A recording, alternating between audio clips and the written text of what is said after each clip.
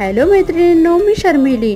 ज्या नवशिक्या मुली आहेत किंवा ज्या लग्न झालेल्या मुली आहेत, नवीनच अगदी त्या भाकरी करायला शिकणार आहेत, त्यांच्यासाठी ही पद्धत. चला तर मग काय केलं आहे, भाकरीचं पीठ घेतलं आहे.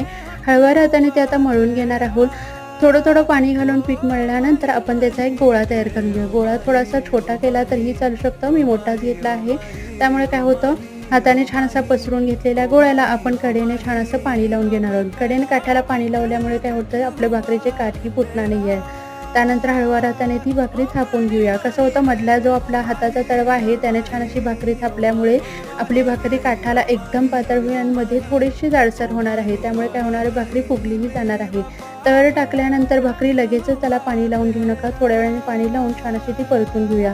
आता भाजताना काय करायचं, थोडेसे आधी परतून छान अशी एलटी-पलटी करून परतून छान भाजून घ्यायची. चला तर मग भाकरी करण्याची पद्धत कशी वाटली, पटकन सबस्क्राईब करायला विसरू नका. भाकरी बघा कशी टम्म फुगली आहे.